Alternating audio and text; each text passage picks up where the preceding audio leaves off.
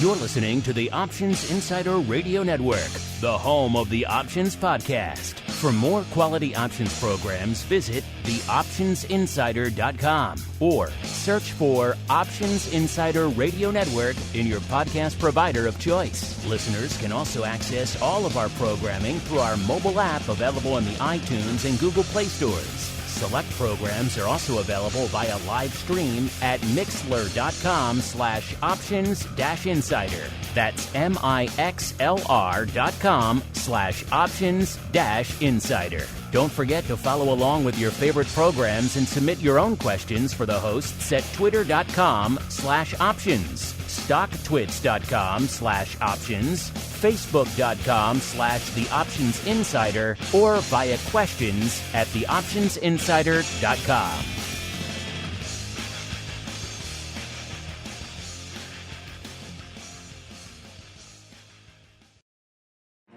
Bitcoin, Ether, Ripple, Litecoin, and more. Cryptocurrencies and other digital assets are taking the financial world by storm. This exploding market provides everything a savvy trader needs: volatility, volume, and liquidity. Provided you know how to find it. That's where we come in.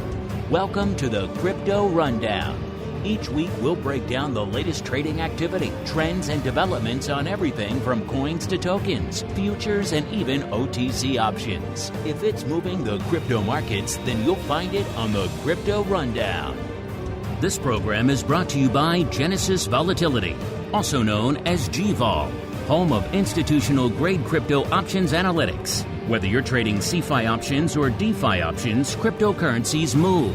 Use GVol Analytics to analyze implied volatility, model realized volatility, structure positions, and unlock alpha. For more information, visit gvol.io. That's GVOL.io. Now it's time to dive into the exploding world of cryptocurrencies and digital assets. It's time for the Crypto Rundown.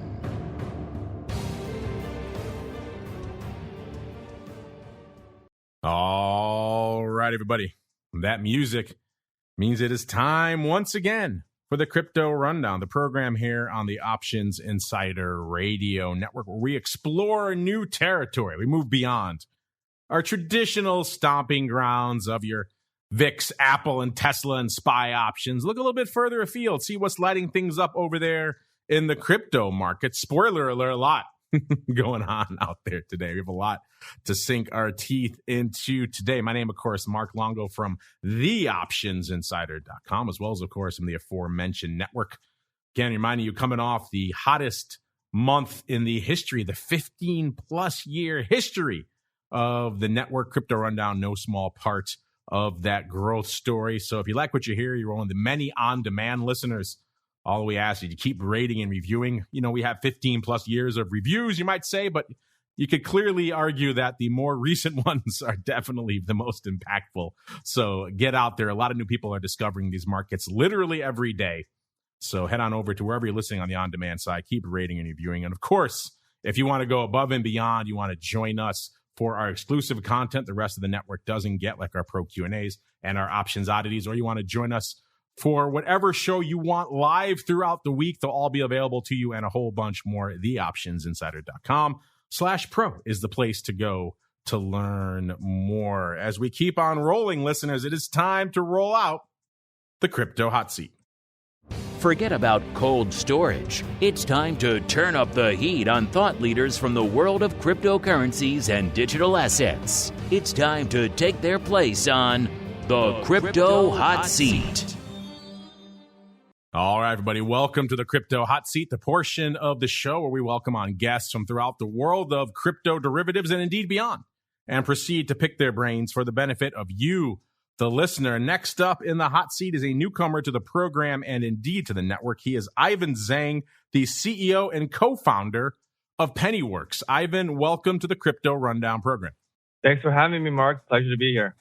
And Ivan, as we are wont to do with all of our first-timers here on the network, why don't you go ahead and give our audience a bit of an overview of your background in the financial space, as well as what it is you folks do over there at PennyWorks. Sure. So I actually have a background that's quite similar to you. I started as a fixed income options derivatives trader and portfolio manager at Bank of America for almost over a decade.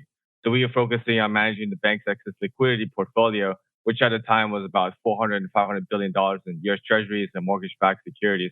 I then moved into DRW, which is a proprietary trading firm, and did a variety of things there, including fixed income options systematic trading and delta execution for the fixed options desk.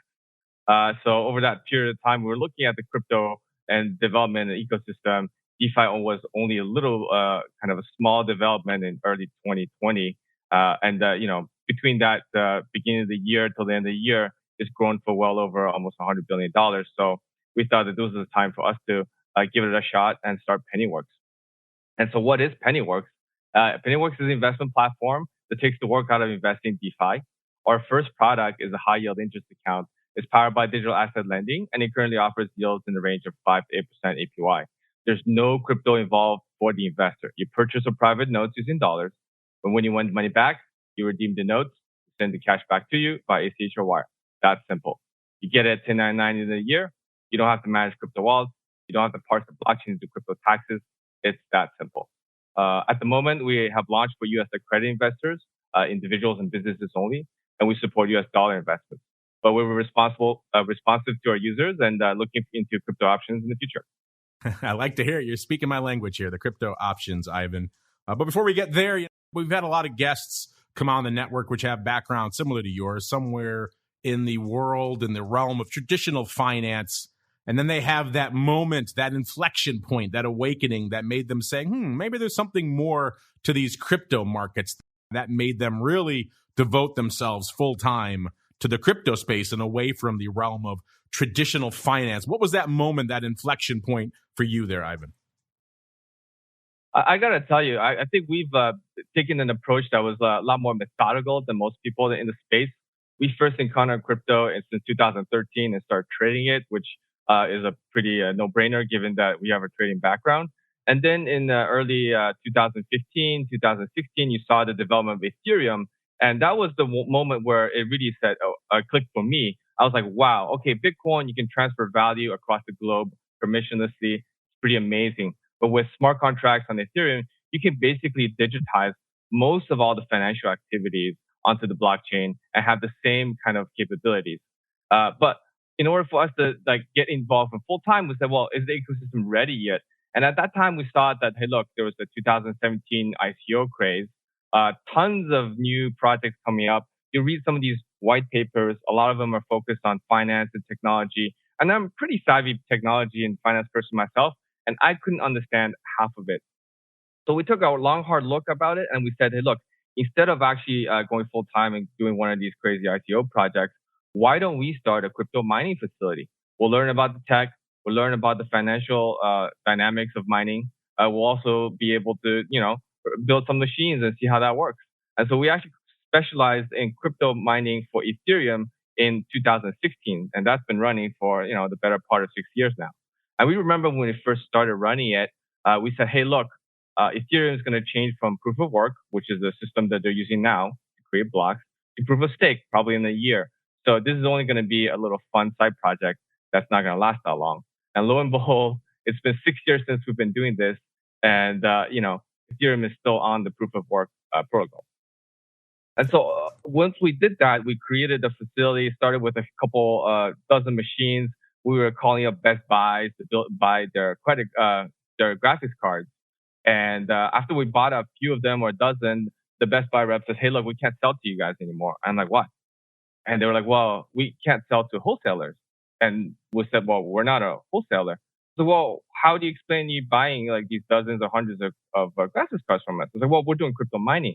And at that time, obviously, the rep had no idea what we're talking about. I said, hey, look, I'll show you some pictures. And we have all these boxes of GPU boxes stacked high to the ceiling and the machines that we custom built. And so that's kind of how we started the journey.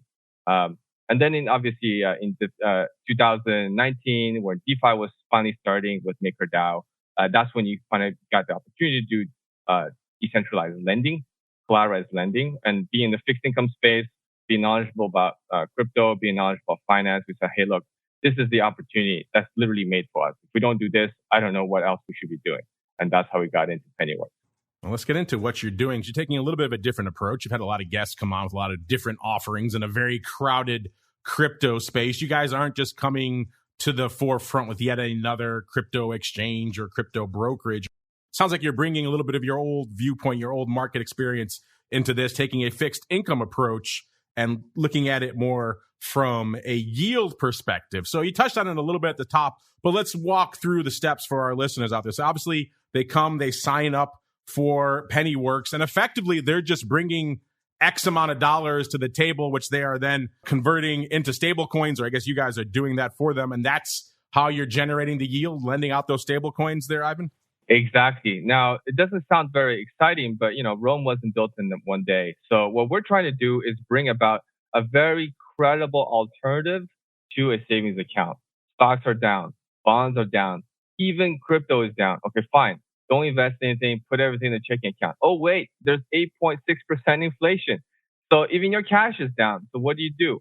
We're not trying to hit the ball out of the park here. We're just trying to give you a credible alternative, bring you most of the value back from your deposits to be able to generate some yields and mitigate some of the effects of inflation. Yeah, a lot going on out there in the crypto landscape. We'll get to all the price action a little bit later here in the show. But as you mentioned, Ivan, you're a relatively new addition to the space. You just launched back in April. So we're getting you guys pretty much a couple of months into the PennyWorks journey here. Obviously, an interesting time to launch a new endeavor based around crypto yield. Obviously, we've seen mostly aggressive sell-offs during that time. So walk us through how the last couple of months, how have they been for you guys, and what has the response been to this platform in an environment, including like today, where things are mostly red and melting down around you, sir? So just with anything that you do, there's always a silver lining. And we actually see that this is a huge opportunity for us to really differentiate yourself. When the tide goes out, this is when you figure out who's not wearing shorts, right? And so a lot of the players in the ecosystem have done fairly aggressive kind of yield generation strategies. Some of it may be warranted, some of it not. But essentially, there was not a clear language or taxonomy to say, hey, look, what counts as DeFi, what counts as lending, what counts as trading, what counts as market making, and so on and so forth, right? And so what we're trying to say is that, hey, look, there is still a huge, huge disparity between the amount of excess capital in traditional financial system, 17 trillion or plus in deposits in the United States banking system. In the, Europe, there's, trillions of dollars of still negatively yielding debt. And even treasuries, people were excited about 3% recently, but, that's still like tens of trillions of dollars are yielding less than 3%. But, in order for you to get that yield, you're taking 10-year treasuries, duration risk. And so what we're trying to do is build the first component out there that says, hey, look, this is the most vanilla product. The first building block essentially is giving you the value that the bank account should have given you, but unfortunately banks are not, right? So Fed hiked 50 basis points a few weeks ago. Most banks didn't come out and announce, hey, look, we're going to raise your checking account rates by 50 basis points to match. No one's done that. So what we're trying to do is say, look, simplify the entire process.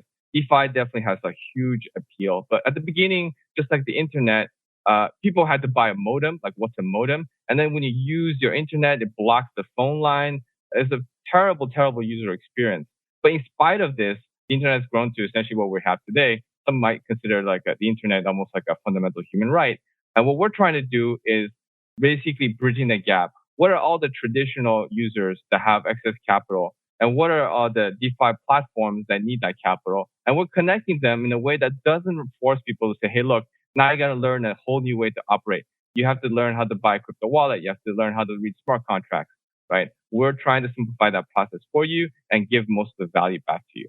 Yes, just to clarify then, there are no wallets involved in what you're doing or anything like that. Someone just comes to you with, I'm assuming there's some minimum amount to invest there, Ivan. And then from then on, it's all on your end and you're just delivering the yield to them. Exactly. Because we're a credit investor platform only at this moment, the minimum funding amount is $25,000. But once you do put $25,000 in, incrementally, you could add like $50, $100, whatever you see fit. We want this to be a credible alternative to savings accounts, but we're very clear that this is not FDIC insured. We're not a bank. You're investing in private debt securities, and in exchange, you're getting that relatively high yield with good liquidity dynamics. Well, we talked about the sell-off, but as you kind of just alluded to, the other challenge for any sort of yield platform right now is what we're seeing out there with the Fed cranking up rates, or soon to be, we expect again this week. Inflation coming in recently at 6%. If you had come out a year ago and announced a platform with 8% yield on crypto, people would have been probably super enamored with that idea. But fast forward to this year, and it may not sound as attractive. So how are you also going to keep up with the Joneses out there of the Fed and inflation and everything else that's going to maybe raise people's expectation for yield in this environment, Ivan? Well, I think the funny thing is that I don't have to, right? As we mentioned, the Fed has raised by 50 basis points. Bank of America, Chase, nobody's actually come out and say, hey, look, we're going to match that rate hike in our checking accounts, right? And so, yes, inflation is going to be elevated, but what are you going to get in your checking account? What are you going to get in your savings account? You're not going to get something that will match it, right? And in terms of all the investments, I was at the previous conference last month with Reuters Investments. And, a lot of the CIOs says, hey, look, why are you still buying these investment securities that are only earning 2-3%? And then the short answer is just they have to. They have no other choice. What else would they do with the money? And so in terms of the competitive landscape, the way you can think about it was previously, without inflation, there was not a much opportunity cost of leaving your cash in the bank account. Inflation was 1 or 2%. You leave it in the bank account, you lose 1 or 2%. Now, what you want to think about is, hey, look, if you leave it in the bank account, you're actually losing 8.5% annualized, right? So within the span of like 4 to 5 years, you lost almost half of your value. So that's actually the loss aversion that's starting to kick in for people's mindsets. How do I make sure that I don't lose my purchasing power?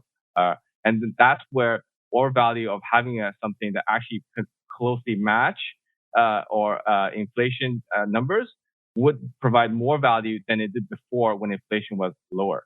And obviously, the other half of the yield conversation, especially for crypto, especially for a day like today, Ivan, is risk. Now, you spend a lot of time on your platform talking about your low risk exposure to digital assets. You're only using stable coins as a way to generate that yield, as a way to mitigate that risk. But of course, since you've launched, we've seen some pretty high profile issues with stable coins, the algorithmic type like Luna, of course, wiping billions of dollars worth of market cap off the map. And even today, with today's sell-off, we're seeing some rumblings about some issues with Tron and having to deploy another $2 billion to prop up a stable coin like Tron. So since you've launched, there has been some heat on the stable coin space. What are your thoughts on that, and how has that impacted people coming to you and being a little bit more concerned these days about risk in stable coins versus a few months ago?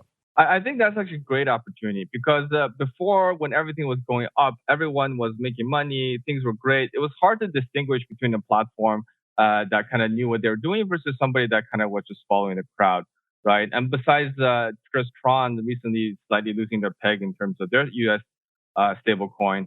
The bigger news is that Celsius is having liquidity issues, right? And so they have been a platform that's been fairly big. I think over $12 billion in assets under management. And they do a whole host of things, not including just stable coins, but also Ethereum and Bitcoin and so on and so forth. And one of the biggest things that came out of that before is that essentially they have a lot of Ethereum staked into the ETH 2.0 contract. And that's an irreversible operation. It means that there's nothing you can do to take that money out. So when they're promising those yields to their users with the opportunity to withdraw essentially at any time, but actually taking those Ethereum coins and putting them into the staking contract, that creates a massive maturity mismatch, right? So that's the same issue that most banks will have when they're taking money from the checking account deposit that you have and then lending it out to Mark, say, for their 30-year mortgage. Now, all of a sudden, if you want your money back from the checking account, the guy that took out the 30-year mortgage is not going to be able to pay it back, right? So in terms of our risk management, there's a lot of activities that we do not do. And it's hard to distinguish what those were before the blow up, but now it's pretty clear, right? So everyone's talking about some of the centralized yield providers having difficulty because of their risk management practices.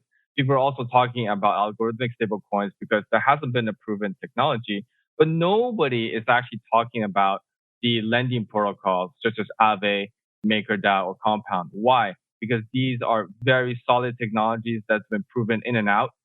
Even in the recent massive drawdowns in terms of Bitcoin and Ethereum, very few people are even talking about the liquidation mechanics that are happening on Aave, simply because that platform is over collateralized. That platform allows people to liquidate in near real time to get back their principal and interest. And very few lenders on those platforms have had any meaningful losses. Well, in addition to the madness gripping the markets out there today, there has been a lot of fluidity in the crypto markets here in the U.S. for some time, especially when it comes to the regulatory side of the fence. Obviously, it depends where you're domiciled, where you're transacting, what type of regulatory regime you're going to come up against here in the U.S. Again, there's been some fluidity to that. We have gotten a little bit more insight as to maybe what they're planning for the crypto space going forward. I know you guys, Ivan, over there at PennyWorks, have been writing and talking about this for some time. Obviously, it's very near and dear to you guys. It impacts what you're doing day to day. What are your thoughts on some of the insights we've been gleaning on forthcoming crypto legislation, sir? So the Loomis-Gillibrand Responsible Financial Innovation Act is what's been recently proposed as the latest crypto bill. And it's got very, very positive provisions inside the bill. Most of the provisions kind of focus on being much more clear on what is and is not a security. So to give a little bit of context, back in the ICO days in 2017, a lot of people were launching these tokens and promising a lot of features, but haven't been established or haven't been built out fully before the launch of those tokens.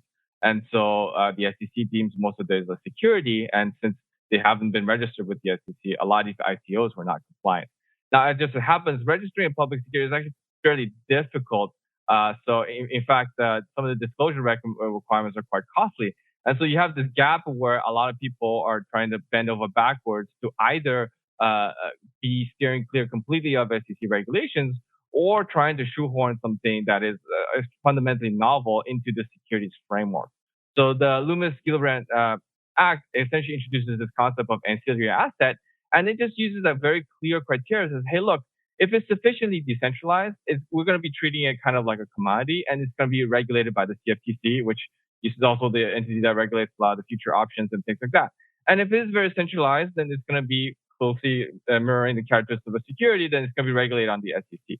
However, even if it is going to be regulated on the SEC, they are trying to put kind of pretty straightforward annual disclosures for those digital assets so that they can be compliant without having massive burden of public securities disclosures. And so that's a very positive for the ecosystem. The second thing is more clarity on tax treatment of different activities that you do with crypto.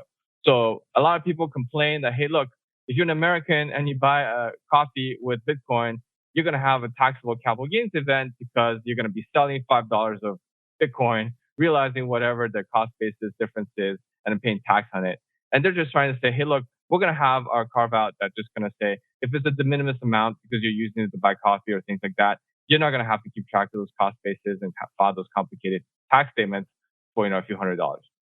And on the same tone, they also clarifying the dynamics of mining and staking. So a lot of miners generate income. You get Bitcoin placed into a block, so you get a fraction of the Bitcoin for reward.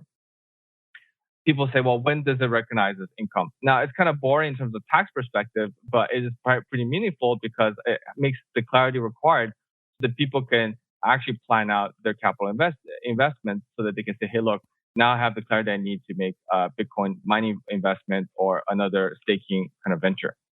So those are the kind of the highlights in terms of the tax bill. There's definitely a lot more to go, but it seems that we're finally getting legislation that is more positive in the crypto ecosystem. It would be nice to have a little bit more clarity, any clarity at this point on the regulatory and legislative side for crypto, Ivan, is a good thing. That's right. But Ivan, I appreciate you joining us, taking some time out of a very crazy day out there in the crypto markets to shed a little light on PennyWorks. But before we go, Ivan, we like to leave our guests wanting more. So if there's something you'd like to leave them with in terms of something to think about in the crypto space, or perhaps an interesting or a cool new feature or offering that they could look forward coming down the pike from you guys over there at PennyWorks, now is the time, sir. The floor is yours. Yes. So PennyWorks, we just launched. We're coming up with a series of features. If you're interested in learning about us, come check us out at pennyworks.com. You can also book a live demo with a real person to walk you through the features of our platform. We're also releasing an ACH deposits straight through our app so that you don't have to go through your own bank interface. So check us out.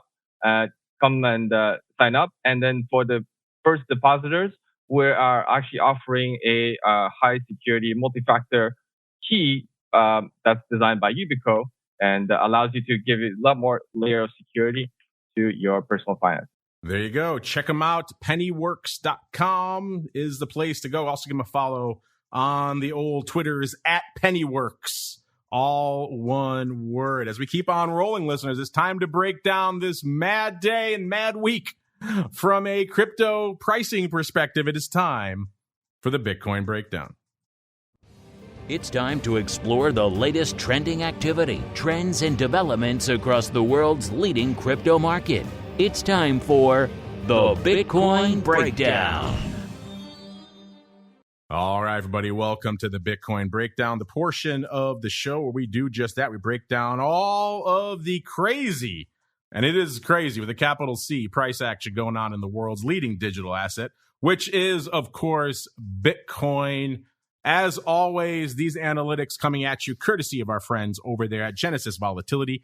gvol.io is the place to go to kick the tires and light the fires out there. And certainly in markets like this, you want to be forewarned, forearmed with information about volatility, about skew, about everything else to help you make informed trading decisions. So if you're not checking it out, gvol.io is the place to go right now. Post haste, definitely. If you head over there, you'll see what all these analytics we're going to break down right now. Let's start in the price action, though. And yeah, I think it's safe to say lower coming into the start of the show. We were a little bit north of 30,000 on the last show, 31,361 to be precise. Coming into the start of today's show, we were at 23,600. So that puts us down about almost 7,800 handles from where we were this time last week. As the show has progressed, as Ivan and I were chatting, we have dipped to almost breaking through 23,000. That 25,000 level, we have bounced off that before. And when we broke through that, that really gave some folks some shock to the system. In fact, this morning we got as low as 22,805. So we broke 23,000 ever so briefly out there. That I'm sure came as a shock to a lot of the crypto bulls, crypto holders out there. Let's get into the vol landscape, see how things are looking out there. Spoiler alert, it's higher.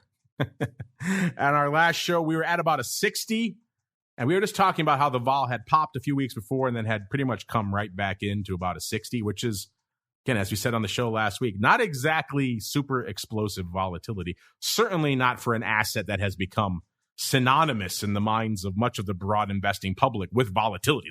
So a 60 vol, not exactly something that is synonymous with volatility. This week, looking a little bit frothier, 109 when we kicked off the show. So not quite doubling, but pretty darn close. And that was pretty much at the apex of the movement. So that was pretty much about as high as we got during the week. Again, once we broke through 25,000, then continued to the dark side, broke through 23,000 this morning. That really seemed to have spooked a lot of people, hence this next leg higher from a vol perspective. Now, as you said before, it passed as prologue.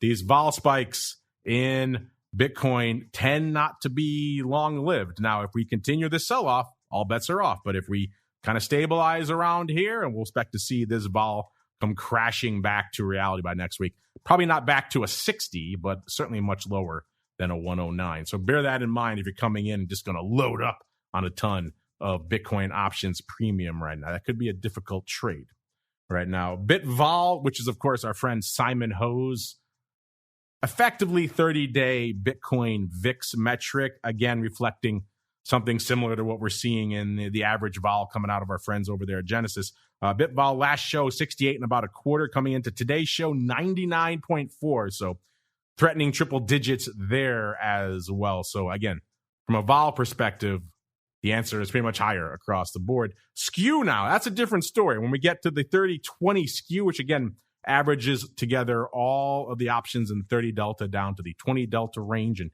gives you a nice number. You're comparing, of course, the volatility in that range and the put wing versus the call wing. So when we see a demonstrably negative number like we're seeing today, that means the vol, the juice, the action, the concern, call it what you will, is all to the downside.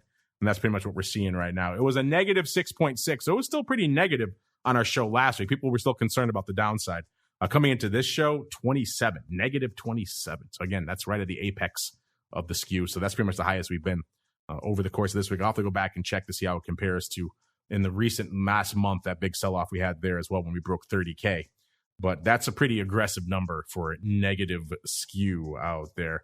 Let's get out to the OI and see if that's reflected in the OI. Remember, I've said before, we need a protracted sell-off, and we need to kind of hang out there for a while and keep selling off to really give the puts some life and maybe have them catch up from an OI perspective, because it's been effectively 2-to-1 calls over puts forever in the Bitcoin options market. We're getting a little bit closer these days. Coming into Showtime calls, again, this is all on Deribit, which is still the big dog from a crypto derivatives perspective. The calls on Deribit, 134,000 of those open. That's up about 4,000 versus the puts, 96,000, so up about 8,000. So we're beyond that 2-to-1 ratio now, which is interesting. Whether the puts can continue to catch up on the calls remains to be seen. If we keep selling off, what would be interesting to watch? Again, it's not the huge put explosion you might have expected yet, but we're getting there.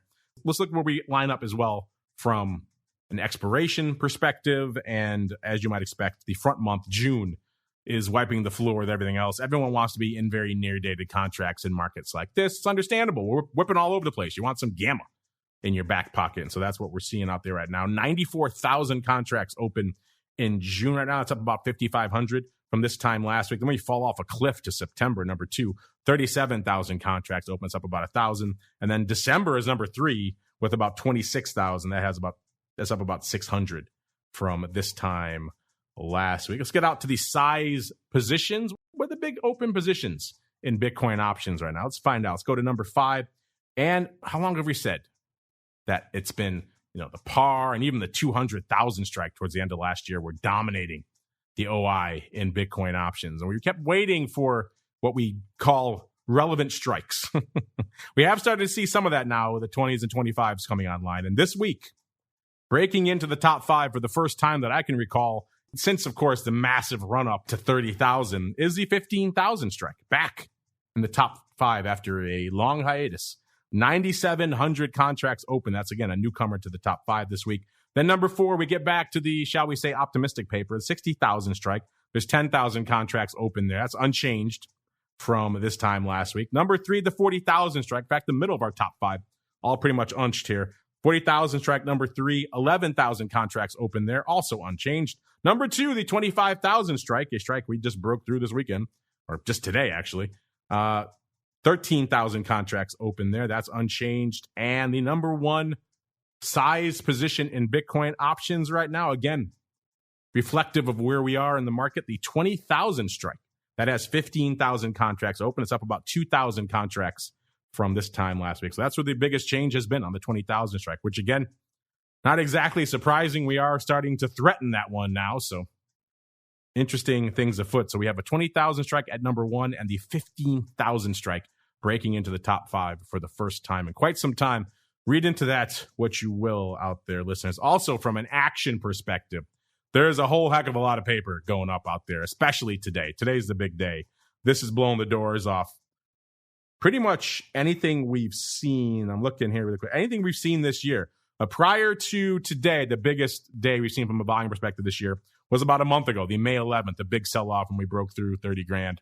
And that was a big deal. We saw 46,000 contracts going up on Deribit that day. We've already eclipsed that, 47,000 contracts. When we kicked off the show, there's even more up now. So today is going to be the most active day by far on Deribit from a Bitcoin options perspective. Let's go out to CME land, see if they are keeping up with the Joneses, if they are following suit. Remember, some trailing data out of CME, right? They report their most recent day for Friday, so they don't really have a lot of numbers yet for today. So it'll probably be a different story when we look at the show this time next week, looking back. But the most recent day, Friday, there was some action. Again, Friday wasn't a quiet day. About 90 contracts going up in the big Bitcoin options, which, again, 5x multiplier. That's a lot cheaper than it was a few months ago, but still, that's a big, beefy contract. So 90 contracts going up, the OI ticking up to about 2750, up about 300. Similar story for the big futures. We saw 9,000 going up on Friday, so nothing really to write home about there. The OI also staying about the same, up a couple of hundred to about 11,600. So no big moves on the big contracts. Just look at the little stuff and see what's going on out there. And the micro Bitcoin futures are putting up some numbers on Friday, 14,300 trading there. And the OI is up about 4,300 as well to about 18,600. So a little bit more action out there. We'll have to go see if we can pull up those numbers for today and see what's lighting things up out there. As we keep on rolling, it is time to explore the altcoin universe. It's time to move beyond Bitcoin and find out what's moving the rest of the crypto marketplace. It's time to boldly venture into the altcoin universe. All right, everybody, welcome to the altcoin universe, the portion of the show we explore everything outside of the big dog that is Bitcoin. Except for right now, we break down the top 10 from a market cap perspective. Obviously, a lot less market cap to be found this week than there was even last week. Let's start at the bottom and work our way up. Number 10, still Dogecoin. Man, it's about a nickel now. Wow, how the mighty have fallen. Well, it never was that mighty, but got up about, 75 cents right around the time of Musk's infamous SNL appearance, down to a whopping nickel right now. That means the market cap about $7.4 billion. That is all it cost you now to break into the top 10 in market cap right now. In fact, I heard an interesting stat coming into the show today. The global market cap for all crypto, not that long ago, was around $3 trillion. And coming into right now, it's about right around one. So we've seen quite a lot of market cap fall by the wayside or go the way of the dodo over the course of these past few months. Number 9, Solana, another one that has been beaten up quite a bit, over 100 not too long ago, about 28 and a quarter when we ran these numbers. That puts it at about a 9.6 billion market cap. So again, even Solana below the 10 billion level. So that means 10 and 9, both of them below 10 billion in our top 10 market cap. That kind of shows you what kind of environment we're working with here, listeners. You got to go all the way to number 8 to break the 10 billion level. It's XRP with about 15.3 billion. Number 7, Cardano, 16 billion, pretty much exactly. Number 6, Binance USD, 17.6 billion. Number 5, good old BNB with about 37 billion. So now we're ticking up a bit. Number 4, USD coin, 54.3 billion. Number 3, it's Tether, 72.2 billion. Number 2, it's ETH. Man, ETH looking a lot lighter these days, 150 billion. And number 1 with a very light bullet, Bitcoin, 451 billion. So it's not that far from where ETH was not too long ago. So, wow. Interesting stuff here. Below $500 billion for Bitcoin right now. Let's get to the number 2 out there. Number 1, a lot of your hearts. That is ETH. And man, ETH looking a lot lighter than it was last week. This time last week, 1856. Coming into the start of today's show, 1243. Off over 600 handles, about 612 handles from where it was this time last week. It got as low as about 1192 this morning. We saw the kind of aggressive sell-off, concerns about all these issues on some of the venues, Binance, pausing withdrawals, all these things kind of just cascading to cause a lot of fear in the crypto space right now. ETH vol popping. Unlike Bitcoin vol, though, Bitcoin didn't make a 2x. ETH doing a 2-banger here. 147 coming into today's show. It was 72 on our last show. So a lot of vol, a lot of froth in ETH options right now. Skew-wise, again, similar story. It was negative last week, negative 6.9, but blowing the doors off that this week, negative 31. Man, that's a lot of negative sentiment / concern out there in ETH land. Let's see how the OI is lining up. And surprisingly enough, the calls outpacing the puts yet again on a very down week. The calls are over 2 million open now in Deribit, almost 2.1 million. It's 2.09 million to be precise. That puts them up 290,000 contracts from where they were this time last week. The puts, 742. They're up only 51,000 contracts from this time last week. So that means we are more than 2-to-1 calls over puts in ETH land right now, which is kind of interesting. Past is prologue. A lot of that call paper is buying, but I'm sure there is some overriding going on out there as well to kind of eclipse that. But still, wow, that's a very strong call to put ratio still in ETH out there. The biggest volume, just like we saw with Bitcoin, is today, even though, unlike Bitcoin, today is not, at least so far, is not the most active day for the year. That still goes back to May 11th with 461,000 contracts. Not quite there yet. It was 391,000 contracts when we kicked off the show. But hey, by the end of the day today, we could easily have eclipsed that number. So I'm going to go out on a limb and say we're probably going to have a new record for this year by the end of today as well. Let's get out to the expiration cycle. Let's see how you folks are lining up from an expiration perspective. And like we're seeing in Bitcoin, it's all quarterlies all the time. June blowing the doors off, 917,000 contracts open in June, up 133,000. Again, people want to have near-dated contracts when things are whipping all over the place, so that is not surprising.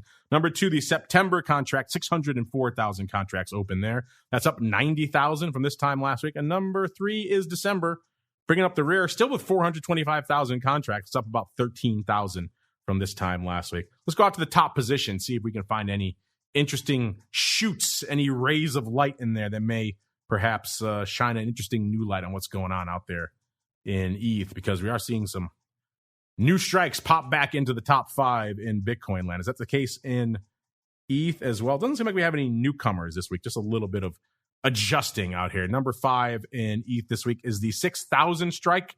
That's 126,000 contracts open there. It's up about 2,000. That seems in the distant rearview mirror right now, but hey, anything could happen in the world of crypto. Number 4, 3,500 strike. That has 138,000 contracts open. It's up about 14,000 from this time last week. Then we get some of the more optimistic stuff again. The 10,000 strike is number 3 with 148,000 contracts open still. It's actually up 1,000 from this time last week. Number 2, the 5,000 strike. Didn't seem like that was that far out of the realm of possibility not too long ago. Now pretty distant in the rearview mirror as well. 5,000 strike has 165,000 contracts open. It's up 14,000 from this time last week. And number 1 is the 4K strike with 200,000 contracts open. It's up about 12,000 from this time last week. So it's not all vestigial paper left over from when we were north of 4,000 listeners. There's new positioning going on even this week. 12,000 new contracts setting up there. So people are still trading the 4,000 strike up there right now. What do you think they're up to? Overriding, buying, probably a wee bit of both. But again, if past is prologue, crypto folks, they like a little bit of their upside. So they're probably buying a lot of the 4,000 strike. Also perhaps spreading it off with the 5,000 and hopefully the 6,000, even though not a lot of new positioning there this week. So intriguing stuff. Let's see if there's new positioning out there in CME land on the ETH front, and decent paper actually for the big ETH futures, almost 9,000 going up on Friday. I haven't seen paper like that out there for some time. Usually it's 2,000-3,000 contracts. So 9,000 is a pretty decent chunk. The OI also ticking up a couple of hundred to about 3,500. Micro ETH futures, that's where a lot of you guys want to play. We saw almost 19,000 going up last Friday, so a pretty active day on the micro front as well. And the OI ticking up about 4,000 contracts to 31,000 contracts open on the micro ETH front. Let's roll through some more of these altcoin, then we'll get to some of our questions of the week and get out of here for this week, listeners. XRP, our old friend we were just talking about, down to about 31.8 cents. It was 39.6 cents on last week's show. It's down 7.8 cents. Good old Doge, like I mentioned, hovering right around a nickel, 5.5 cents right now. It was 8.1 cents on our show last week, down about 2.5 cents. So that's a big drubbing for Doge. A Litecoin, last show, $64 this week, $44, down about 20 bucks. Man, that's a lot to come off Litecoin. Cardano, same deal, 47.7 cents this week, 59.9 cents last week, down a little over 12 cents on the week. Polkadot, 9.5 bucks last week, 7.15 this week, down about 2.34. Solana, they have come for this one, $42 last week, 28.5 bucks this week, down 13.5 bucks just this week. And of course, if you've been paying attention to Solana, I know a lot of you have, it was north of triple digits not too long ago out there. And then why not Shiba Inu? It was 0.000011 on the show last week. This week it is 0.000008. Adding decimal points, never a good thing out there in the land of Shiba Inu. You've got questions about crypto. Who doesn't? It's time to find out the answers to your crypto questions. All right, everybody, welcome to the crypto questions. And, it's a bit of bloodletting on the screen out there this week. So we thought it was an interesting time to bring back this old chestnut, maybe adapt it a bit for the era and the pricey level we find ourselves in right now. But quite simply, like we mentioned at the top of the show, we saw Bitcoin breaking 25,000 and now 23,000 this week. So we asked you just a couple of weeks ago, what level Bitcoin hit first, 10K or 60K? We amended that this week, given the price action out there right now. And so we're going to make it a little bit easier for you bulls 10K or 50K. So it's effectively going to now more than double. It was around 25,000 when we were planning this. So effectively double, or is it going to get cut more than in half down to 10K? And right now, listeners, it just went live during the shows. This is pretty much a flash poll right now. But right now, it is pretty much close to split, about 57.6%. So 10K just edging it out. 42.4% saying 50K. Get over there to @options if you haven't voted already. We want to hear your votes on this. I have a feeling this is going to be a contentious, hotly debated issue out there. We had guests very recently, like Mr. Russell Rhodes, coming on our network and saying he's pretty much washed his hands of all crypto. He doesn't see the use case for it anymore. He thinks it was a bubble and its time has passed and he's out. Other folks like Dan on our Options Bootcamp show saying he thinks 5 years from now, the opportunity is best in crypto versus other assets. So kind of depends where you hang your hat, what your feeling is out there. But we want to know your thoughts right now. 10K or 50K. Get over there to @options and make your voice heard. All right, listeners, that music means we've come to the end of another bloodletting journey through the world of crypto this week. I want to thank our guest, Ivan Zhang, joining us in the crypto hot seat this week. Check him out over there at PennyWorks, PENNY Works, all one word.com, or give him a follow on Twitter at PennyWorks is the place to find them. We'll be back, of course, throughout the week. Tomorrow for our pro members, we'll have a great pro Q&A with international vol analyst and also international author extraordinaire, Mr. Ash Vyas, joining us for the first time in the hot seat. That should be really fun to answer all your questions. He's a master of debunking dubious correlations. If you have questions about different asset classes, maybe crypto, an important one, and its correlation to the broad market. Of course, volatility, that's kind of his bread and butter, vol research and vol correlations. Get them in now. Should be a fun one. Back, of course, on Wednesday, double dose of Options Playbook Radio and Options Bootcamp for all your educational needs. And we know for a lot of you listening to this show, there are legion. We always can learn more. So Options Bootcamp, Options Playbook Radio. Thursday, the Option Block Episode 2. And This Week in Futures Options, a show where we do touch on crypto more frequently than not these days. So check that out if you're listening to this one as well. Friday, Volatility Views, and then Options Oddities after that. Then we're back again next Monday, another episode of the Crypto Rundown. I say this all the time. I mean it doubly for this week, listeners. Stay safe out there. This program is brought to you by Genesis Volatility, also known as GVol, home of institutional-grade crypto options analytics. Whether you're trading CeFi options or DeFi options, cryptocurrencies move. Use GVol Analytics to analyze implied volatility, model realized volatility, structure positions, and unlock alpha. For more information, visit gvol.io. That's GVOL.io.